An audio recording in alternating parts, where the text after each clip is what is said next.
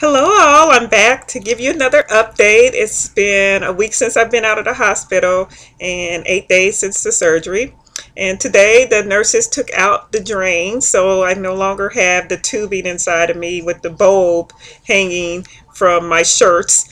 So I'm very, very excited and happy about that. That experience was not very difficult, which is so funny because earlier today, before I had my appointment, one of my dad's friends was outside, and he I was telling my dad that I had to go and get the drains removed, and so this guy, of course, tells me this horror story and says, "Oh, it's going to really, really hurt, and they're going to yank it out of you." So, trying to make me scared, of course. So, and I was a little bit nervous because you don't know what's about to happen. This is the first time that I've ever had to have drains coming because it's pretty much the first major surgery I've had. So, but it wasn't a bad experience at all. I went in and the hardest part was just the clipping of the stitching that they use to keep the tubes in. So that was kind of uncomfortable, but not excruciatingly or agonizingly uncomfortable. But taking the tube out was just so very easy. Took a few minutes for the whole process, and then I was done. So I am happy about that. I can now sleep. So I am very happy about that. I can get these bags from under my eyes and don't look like the crypt keeper so much anymore. So, yes, I gotta remain steady so that I won't keep shaking the camera. But yeah, so now I'm glad that I can actually kind of sleep. I have, of course, they covered up the holes with gauze, and they told me it'd take about 10 days for it to heal completely. So about 10 more days, and at least that part of me will be healed. Um, the incision where the breast tissue was taken out is pretty okay. The only time I ever have any pains is if it gets touched, so, and I don't touch it because there's no need to touch it. So, and you can't soak the incision for 2 weeks. So I don't touch that area at all, and there's been no reactions or anything like that. I haven't had to go back to the doctor for any other reason. And I see my surgeon next week, so I will report on what my surgeon says. And as we move into the next phase, which will more than likely be chemotherapy, possibly radiation, haven't been confirmed yet, but that's what they were hinting at before I went into surgery. So I will keep you guys posted on that.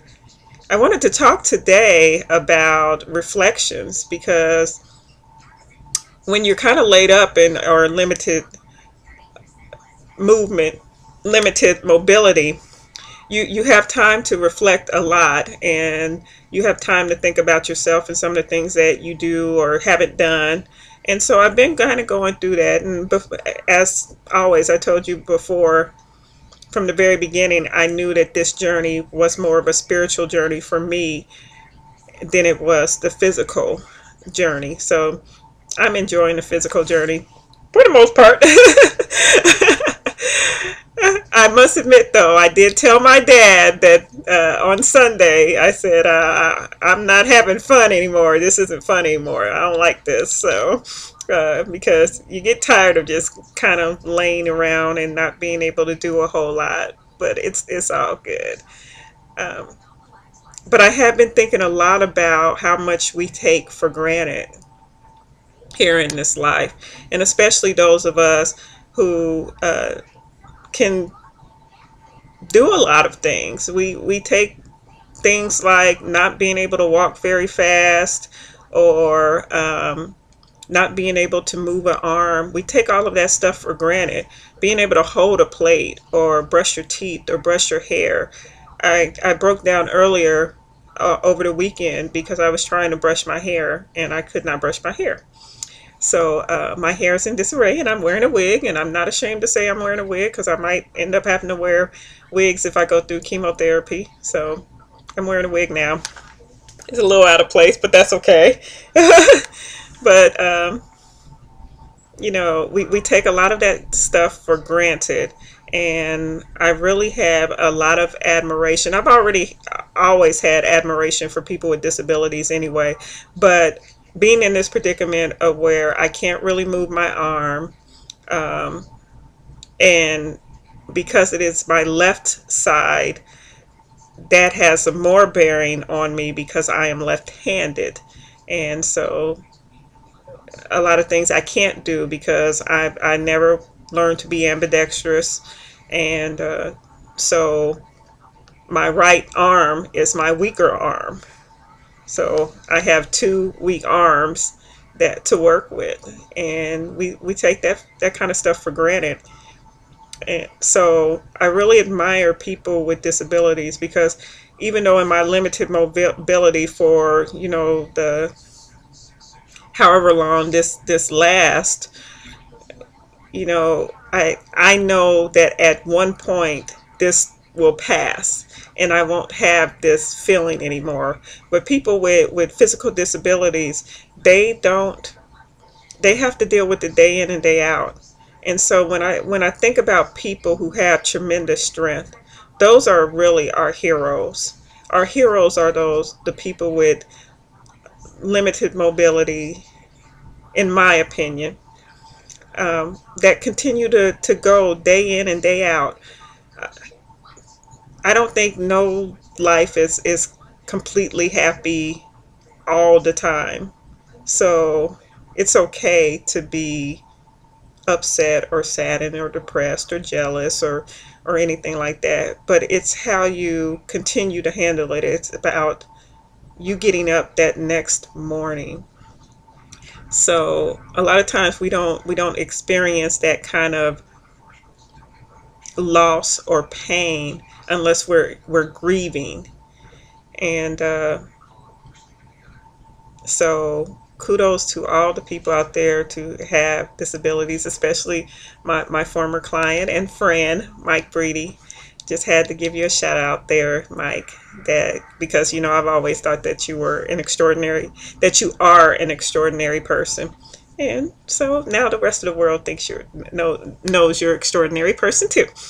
So I want to tell people to really embrace life and embrace everything. When you go out in the morning and before you get in the car, look up at the sky and just be grateful that you can walk to your car and open up the door and drive to work and be able to see the sky and be able to know that the sun is shining and the clouds are passing by and the trees are swaying. Um, when you're fixing dinner, instead of sighing, be glad that you can actually fix dinner or that you can hold that plate, and just be very, very thankful that you are able to do everything that you are able to do, even people with limited mobility. And that's one of the things in my gratitude journal I've been writing about, is that I'm thankful that I can get up and still walk around. I'm thankful that I do have some mobility in my arms, that I can do some things. I can still dress myself, because there are some people out there that can't even dress themselves. So I am thankful for that kind of stuff, and I'm being more mindful of it.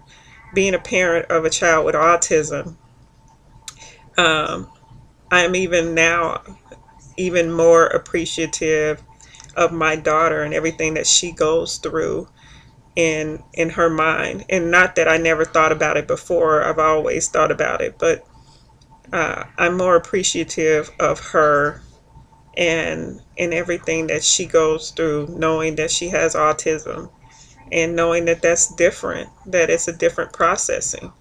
And unfortunately in our culture, we don't We don't respect people with disabilities. We don't really revere people with disabilities unless they belong to a certain class system or a certain caste.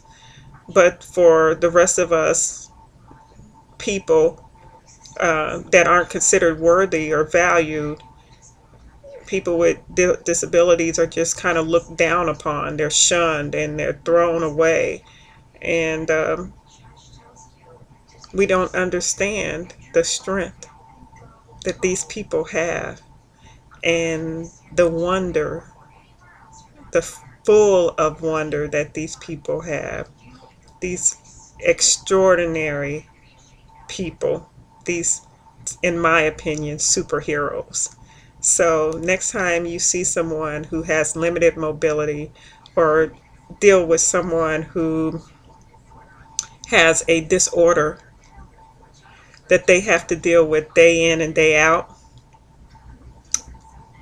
appreciate appreciate that their character is very, very strong. And for that, I am just going to say thank you once again for listening to me and my reflections. As always, I'm sending out blessings of peace, love, and bliss to all my friends and family and those of you. Namaste.